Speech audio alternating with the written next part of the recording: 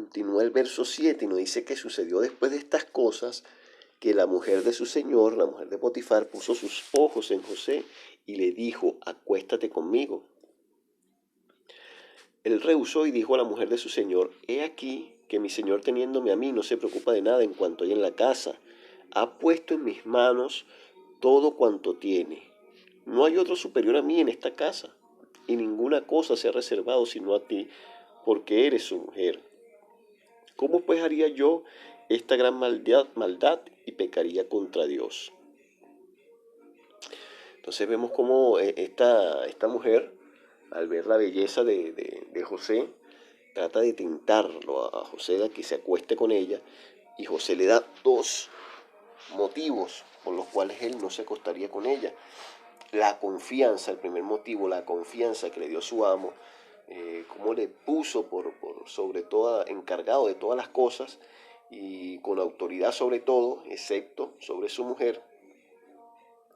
Y lo otro que le dice es cómo yo haría esta gran maldad y pecaría contra Dios. El otro motivo es que él no haría eso porque eso sería un pecado en contra de Dios. Estaría adulterando, que es un pecado grave delante de Dios. Entonces esos son los dos motivos, la fidelidad a su amo y el no pecar delante de Dios. Entonces sucedió que ella insistía a José día tras día, pero este no le hacía caso para acostarse con ella ni para estar con ella. Así que vemos cómo está presente la tentación. José era un hombre sujeto a tentación como cualquiera de nosotros, pero busca la fortaleza es en el espíritu. Mire lo que dice Mateo 26:41, dice, estén alerta y oren para que no caigan en tentación. Esto lo dijo nuestro Señor Jesucristo. Estén alerta y oren para que no caigan en tentación. Esto quiere decir que José estaba espiritualmente preparado porque estaba fortalecido en el espíritu a través de ¿qué? De la oración. Estaba orando. Si José en ese tiempo se hubiese acongojado por todo lo que le había pasado y se abandonaba el camino de Dios, se apartaba de Dios, de seguro caía en esta tentación, porque es un hombre sujeto a tentaciones como cualquiera de nosotros, pero estaba fortalecido en el espíritu a través de la oración. Entonces, Mateo 26:41, vamos a relatárselo ahora, pero completo. Dice, estén alerta y oren para que no caigan en tentación. El espíritu está dispuesto, pero la carne es débil. Así dice ese versículo. El espíritu está dispuesto, pero la carne es débil. La manera de dominar los deseos de la carne es esta. Estar alerta y orar. Y todos conocemos lo que nos dice el Padre Nuestro. No nos dejes caer en tentación, sino líbranos del mal. ¿Cuál es esa manera de que no caigamos en tentación? ¿Cómo, ¿Qué quiere decir esto? No nos dejes caer en tentación. Es a través de eso le estamos diciendo a Dios que nos fortalezca en el espíritu. Estamos orando, Padre Nuestro, en oración, estamos orando para que nos fortalezca en el espíritu y no caigamos ante las tentaciones del maligno. Eso es lo que quiere decir esto.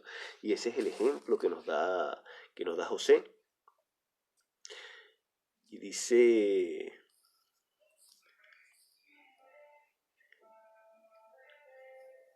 puesto en mis manos todo contra ti, todo lo que tienes. ¿Cómo yo haría esta gran maldad y pecaría contra Dios? Les dije que sucedió que ella insistía a José día a día, pero este no le hacía caso para acostarse con ella ni para estar con ella. Seguimos acá. Sucedió que él entró un día en la casa para hacer su trabajo y ninguno de los hombres de la casa estaba allí. Entonces ella lo agarró por su manto diciendo, acuéstate conmigo. Pero él dejó su manto en las manos de ellas, se escapó y salió huyendo. Y aconteció que al ver que el manto había quedado en sus manos y que le había escapado, llamó a los de su casa y le habló diciendo, mirad, nos ha traído un hebreo para que se burle de nosotros. Vino a mí para acostarse conmigo, pero yo grité a gran voz. Y él, viendo que yo alzaba la voz y gritaba, dejó a mi lado su manto, se escapó y salió huyendo. Ella puso junto a sí el manto de José hasta que su señor volvió a casa. Entonces ella le repitió a él las mismas palabras, diciendo, el esclavo hebreo que nos trajiste vino a mí para burlarse de mí. Pero cuando yo alcé la voz y grité, él dejó su manto a mi lado y escapó. Sucedió que cuando su señor oyó las palabras que le hablaba a su mujer, diciendo, así me ha tratado tu esclavo, se encendió su furor. Tomó su señor a José y lo metió en la cárcel, en el lugar donde estaban los presos del rey, y José se quedó allí en la cárcel. Entonces, aquí vemos cómo es acusado injustamente José, es acusado injustamente y es apresado, es puesto en la cárcel. Ahí vemos otra semejanza de José con nuestro Señor Jesucristo. Nosotros vimos cuando vimos el Evangelio de Juan, cómo Jesús fue acusado con testigos falsos y fue apresado por el testimonio de testigos falsos. Aquí estamos viendo eso nuevamente. De hecho, Pablo también vivió esa misma experiencia de ser acusado por testigos falsos, de supuestamente profanar el templo en Jerusalén, ingresando gente no judía al templo, o no convertida al judaísmo al templo. Vimos como Esteban también fue acusado por testigos falsos.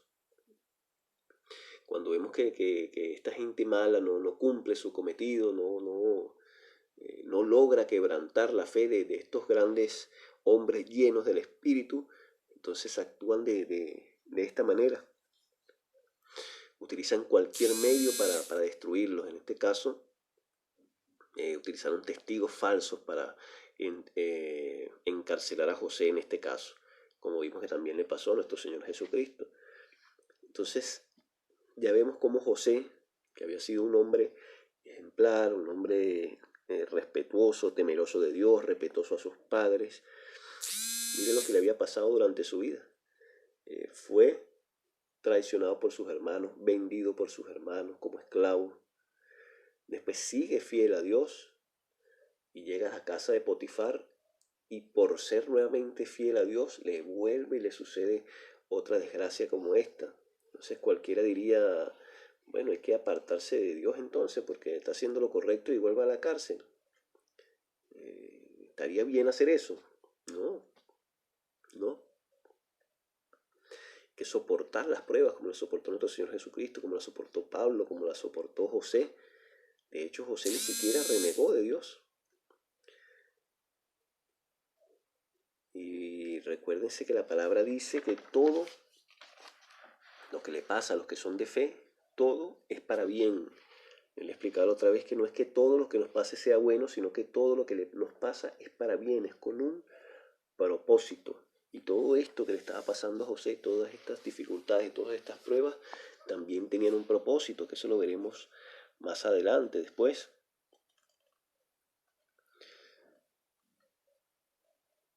Dice que cuando su señor oyó,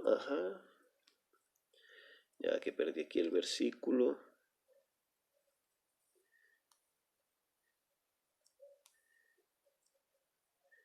Ok, se encendió su furor, tomó a su señor a José y lo metió en la cárcel, en el lugar donde estaban los presos del rey, y José se quedó allí en la cárcel.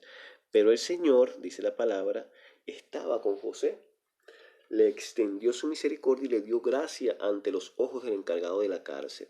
Vemos cómo, a pesar de todas estas dificultades que están pasando, el Señor estaba allí con José, porque José también se mantenía fiel.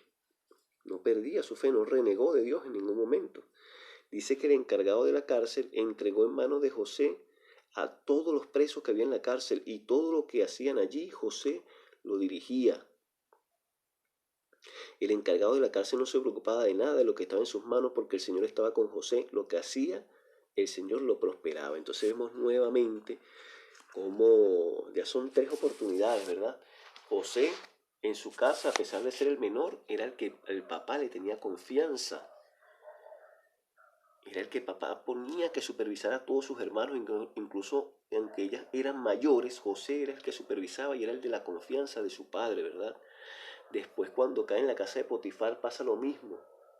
Potifar pone todo en las manos de José, toda su casa, hasta que esta mujer lo calumnia y es enviado a la cárcel. Y cuando llega a la cárcel, nuevamente el Señor continúa con él y le da gracia delante del encargado de la cárcel, y José queda encargado de todos los presos, queda encargado de la cárcel nuevamente. Entonces aquí vemos cómo se manifiesta la presencia, el poder de Dios, la gracia de Dios sobre José. Y nuevamente les destaco la responsabilidad de José, porque José les aseguro que no fue solamente que actuó la gracia de Dios, pero él no tuvo nada que ver, no. José se esforzaba, trabajaba, hacía todo con responsabilidad. Y ese es algo a destacar, como les decía, como nosotros, nuestra responsabilidad como trabajadores, ¿verdad? Les repito lo que decía Proverbios 12:24, que decía, el de manos diligente gobernará, pero el perezoso será subyugado. Y Primera de Corintios 16:14 dice que hagan todo con amor. Todo lo que hagamos debemos hacerlo con amor. El trabajo que hacía José lo hacía con amor, a pesar de ser un siervo, de estar en la casa de Potifar como esclavo, hacía las cosas con amor. Y eso trajo su resultado, y ahora, aún estando preso, hacía todo con amor. Colosenses 3:23 nos dice, hagan lo que hagan, trabajen de buena gana, como para el Señor y no como para nadie en este mundo, conscientes de que el Señor los recompensará con la herencia. Ustedes sirven a Cristo el Señor. Fíjense lo importante que nos dice Colosenses aquí. Nosotros podemos trabajar para quien sea que trabajemos aquí en la tierra, y tenemos que hacerlo como si estuviésemos trabajando directamente para nuestro Señor Jesucristo. O sea, el trabajo que ustedes hagan lo tienen que hacer, tenemos que hacerlo como si trabajáramos directamente para nuestro Señor Jesucristo. Esa es la manera en que tiene que trabajar el hombre de fe. Y de esta manera trabajaba José, y vemos los resultados de ese trabajo de José. Entonces, bueno, aquí finaliza el capítulo de hoy, el capítulo 39, un capítulo de enseñanza de la perseverancia de José, del trabajo, la responsabilidad de José, la integridad de José y las similitudes que ya le he explicado con nuestro Señor Jesucristo. Entonces, bueno, démosle gracias a Dios por este capítulo de hoy. Capítulo de mucha enseñanza espiritual. Gracias, Padre, te damos, Señor, por permitirnos compartir tu hermosa y bella palabra en este día.